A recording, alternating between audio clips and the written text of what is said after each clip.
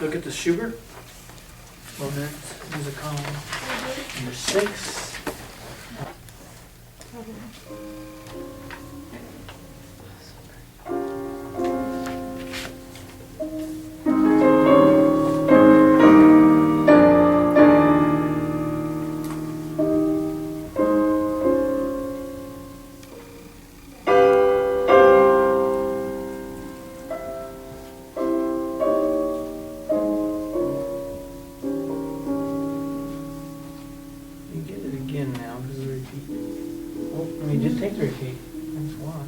Okay, so we'll go back. This is a discount version.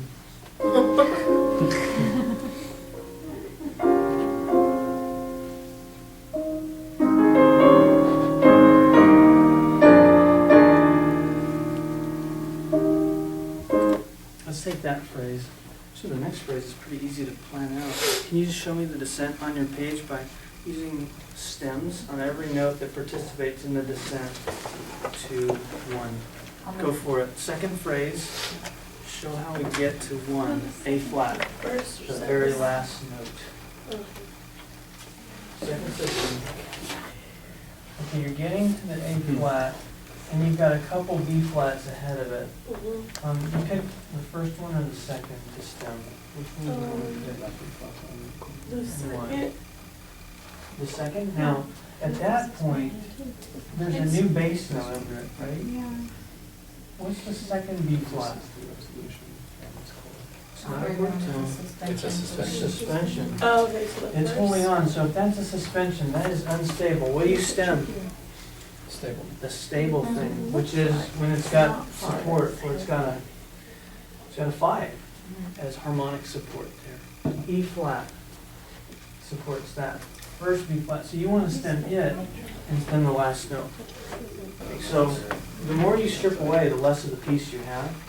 And we're saying that is really important because it keeps going longer than it should. That's the significant note.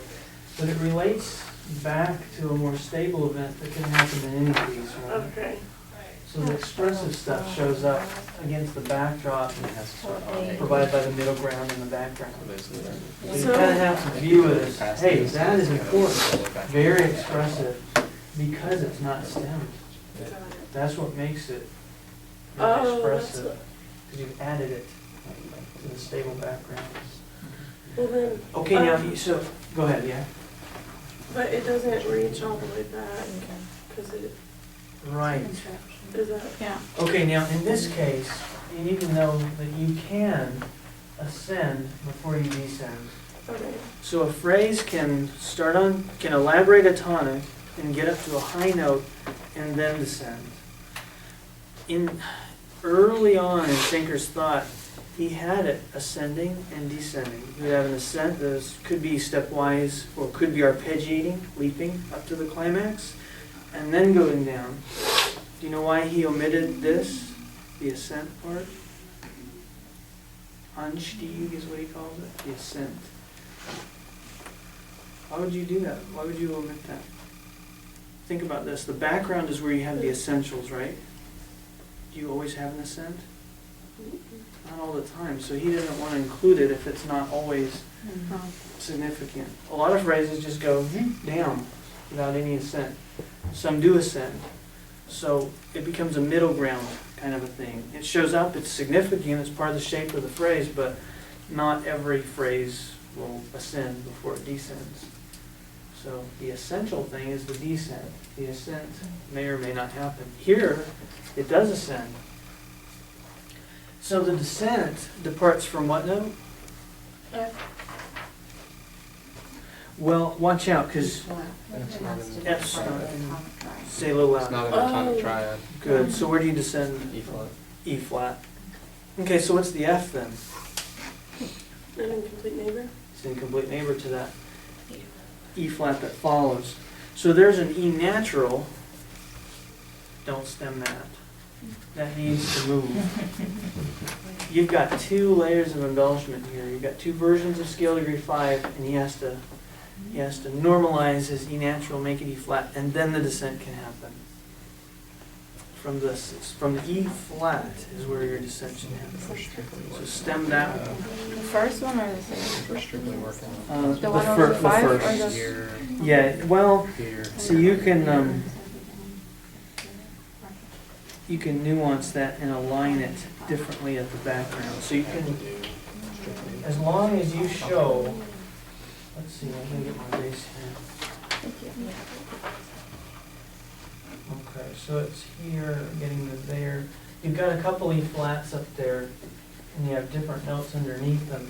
You could get away with doing this, and then show that it really belongs over there, and use a line to show how it's gonna align Oh. at a deeper level. So you could get away with stemming the first one there, or you could just stem the second, and I'd be okay with that too. Then you wouldn't need this line here. Follow me there? Okay, so you do have an ascent that goes up, so you want to slur from your C, pick up in measure 8, slur it up to the E, and that's where we're really going to descend. Now, that phrase is a little simpler than some. You can do this, it's the same note, but he has to fix it. I'm going to do this way because that's more normal, more what you see in Schenkerian analyses. And this is a neighbor to that, and then these guys are kind of like two versions of the same thing. It's like he's warped it a little bit. I think he warps that chord and makes it a 3 major. Makes it a major 3, even though you're in a major key. And if you're in a major key, what should 3 chords be in quality? A 3 chord in major is minor, and he's changed it. And I think part of it is because when you hear the French 4/3 of 3, you know, French 4/3s in their normal place are built on flat 6 in the bass, and they go to what chord? Where should they go? Where do French 4/3s usually go? To 5, the 5 in the key. And 5s are major. So it sounds a little funky. Let me grab yours real quick so we just get some right voice in there. Okay, so here's our chord. And he's eventually going to get it to here. He's going to have suspension in there ornamenting a little bit. But just think if he had done this. Ooh, that sounds almost sour, doesn't it? Yeah. You want the bright major sound because we're used to French 4/3s going to bright major sounds of dominance. So he changes the quality of the 3 to give you the satisfaction of that brightness of major. And then it sounds really nice. So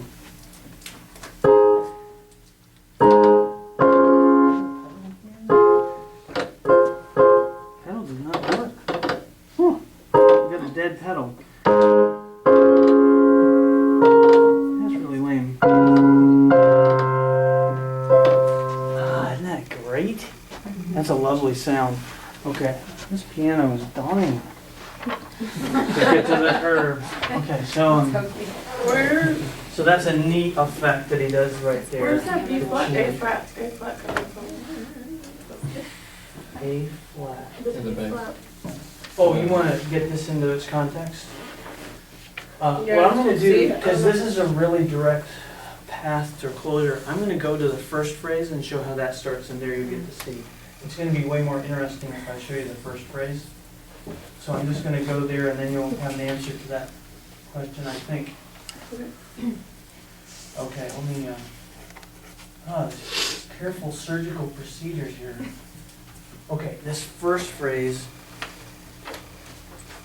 starts just like the second. You see the parallel between them? It's the same beginning until you get to that French 4/3. They're very similar even in that spot. So let's take a look at this. Okay. Do the big picture first. I'm starting on in the bass.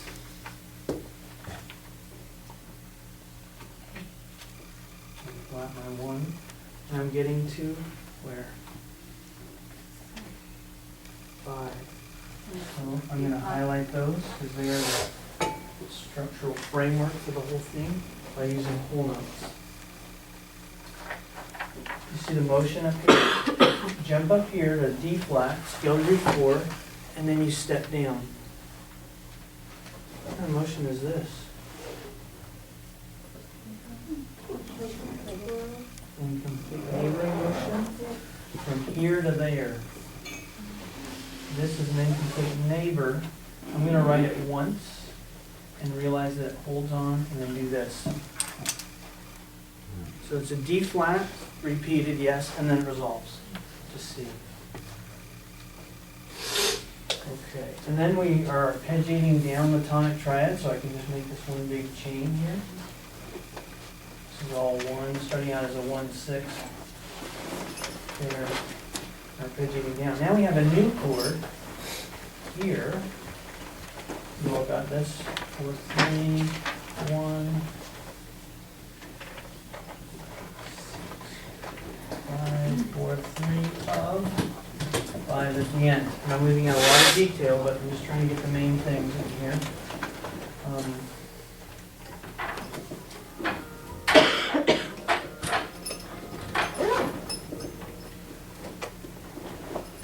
Okay, there's the progression without all the details, but with some significant ones in there.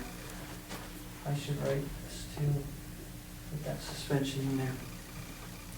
The main reason we were looking at this last time is because we can be a lot more sparing with Roman numerals than we normally are. We can use fewer of them by using figures. So one option would be to say, this is 4-7 going to 2-6-5. That takes away a little bit from the expressiveness of this C repeated. You feel this pull here. It's the only note that moves. Everybody else stays put. And it's so obviously a suspension. You hang on to it, it becomes dissonant, and then it resolves down into the chord that's already sounding, right? These notes just stay. The F, A flat, they're there, and this one note moves down and becomes more consonant as a result. Well, that's what this says. So use that instead. Instead of showing it as two chords, both seventh chords about on a par with one another, instead make it obvious that there is dissonance and resolution. You see how this is just inadequate to capture the expressiveness of that gesture? If you were singing it, you'd go, right? You'd put some emphasis there. You'd make some big to-do out of those notes, the second C and the second of the F there. You would make something of them because they're expressive and they're wonderful. They're beautiful. This highlights that. It shows 7-6 suspension. This one just says there's a seventh chord, and there's another seventh chord. Right? 2-7 in inversion. Both seventh chords, no big deal. You don't really see the resolution in that. So we choose this, where we just have a 2 Roman numeral, and the figures do the job of showing the resolution, the dissonance and the resolution. Seventh going to a 6. You see why that's way better than that? That was our main point. And there are a lot of suspensions and retardations as well in this example. It's a lovely example for that very reason. Here's another one. Suspension, resolution. You use a 4-3 to show that that one note changes while the other chord tones stay put. Still 6 above the bass, but the 4 changes to a 3, and we can highlight that with our figures and show that it is very expressive. Okay, now, there's something really kind of cool about this melody. If this were the main voice, and this is an important note, and you hold on to it, suspend it, and then resolve here to a new chord tone, and if you just kept going with this, in fact, if I show another inner voice here, I think it'll make it even clearer. You see how he adds in that F? He writes it on the bass clef, but I'm going to put it right there. Do you see that? There's an F written in the bass clef, but that's the register. And I'm going to put it up here so you can see that the F keeps going. And that F then moves to an E right here. Do you see those two notes? I need you to see them because this is an important point. Does he need this F and this E flat up there? No, he's got them right here. And if he used smooth voice leading, he would have kept that F and he would have gone right there with it. F down to E flat, right above middle C, in that particular register. But what he does is he doubles that F and puts it way up here in a new register, which makes all the difference. Just think how vanilla this would have been if it had been la dee dum da da. It would just be da dum. You just go D 3 2 1, but instead he goes, I'll give it to you this way, 3 3 2, and then I'll do it again, 6 6 5, and that's the same motive twice. And you've got the same gesture of suspension resolution going on again, which is really satisfying, right? Get it once, get it twice, set it in your mind. If you know sentence structure, that's how it works. You say it twice. You set it in your listener's mind is an important thing. You don't just do it once and, okay, whatever, we heard it once, that's enough. No, if it's good, it's a good opening gesture, you do it again and set it in your listener's mind. It's satisfying, it's good. The only reason he gets this to happen as the main part instead of just 3 2 1 is because he took what was an inner voice thing and he said, I'm going to put that up above. But what he's doing is he's taking an inner voice thing and he's putting it up top and saying, now I'm going to reset my upper voice. I'm going to make I'm going to get a new start. I'm going to make, by reaching up and over like this, I'm going to secure a new note for my descent. That's kind of neat. So this really, looking at the voice leading, highlights the fact that this was Schubert's choice. He didn't have to have this as his upper voice, but he makes it such by taking inner voice resources and putting them up there, exposing them, and making them, highlighting them, and making them a very expressive, making a very expressive opening out of it. Okay, so now we secure this scale degree 5, and we start to descend to scale degree 2. But again, look how dull it would have been if he just stopped right there and let it be. Now look at the inner voices carefully. He's doing a similar thing here. Okay, now if he had taken the quick, easy route, he just would have had this note stay there and stay there. Now what he does is he takes some of these parts and he says, I'm going to go up to a B. You see, let me make this point carefully. B flat fits in all 3 of these chords, correct? Mm-hmm. It's the root of my 5. Actually, it's the chordal 5th of my 5, but it's the root of 5 of 5, right? So this note is a common tone. And if you land on it, your job's done. You can just stay there. But that would be really dull. So see what he does?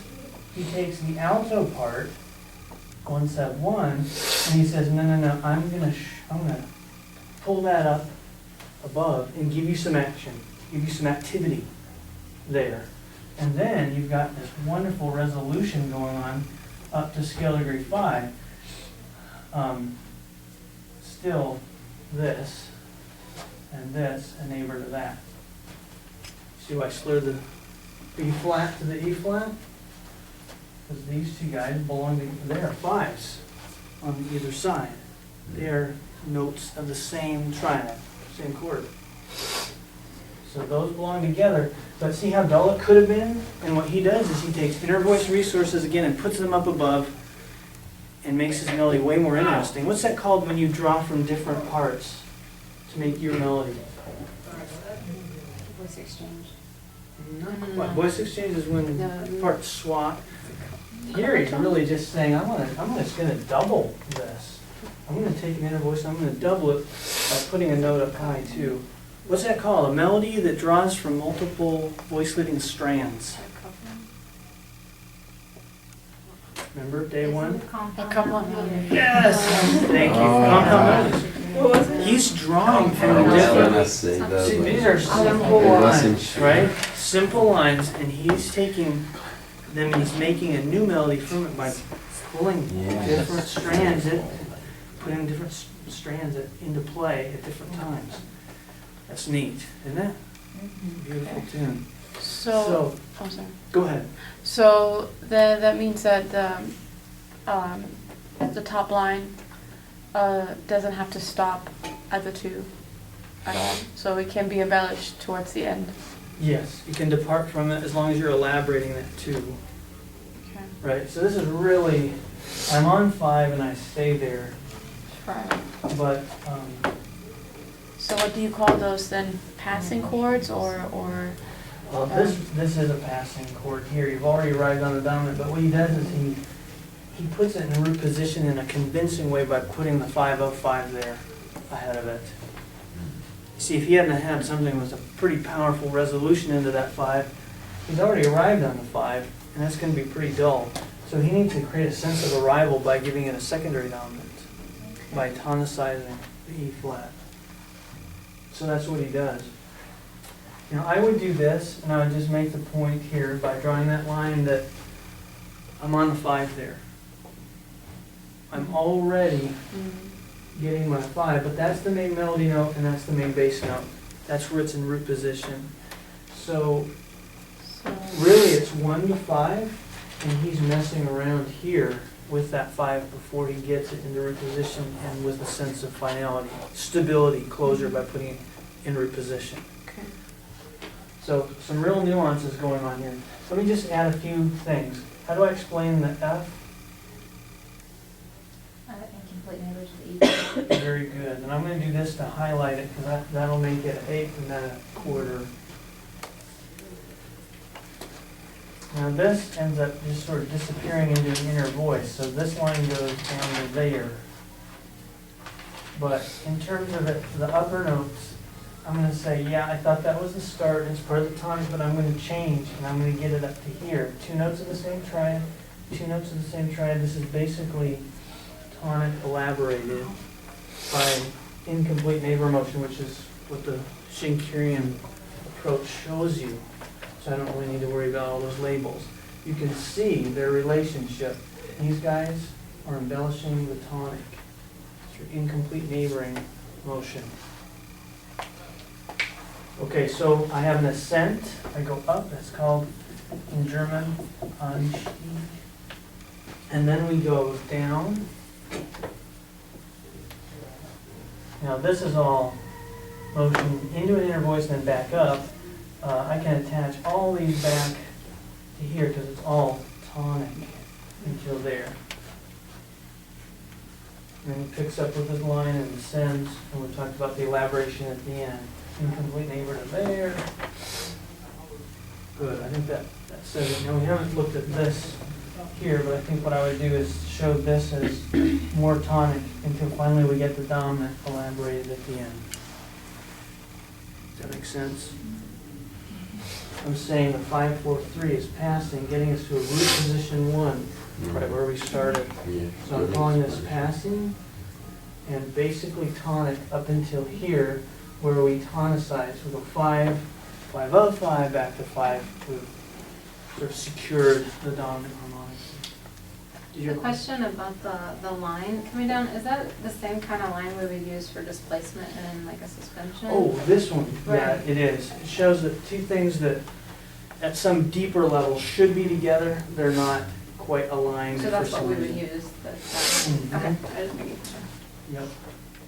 And you could do a line like this too to show at the next level, you would say this 5 is belonging to this 1. It is the stable point of departure. And I know we started here, but at some They're not background lined up level. together and you want to show that they connect. Right, Okay. shows that they So belong, let me do such a- one with the other.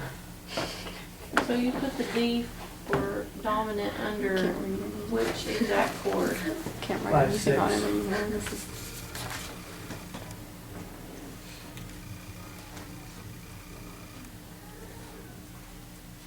All right, any other questions about that?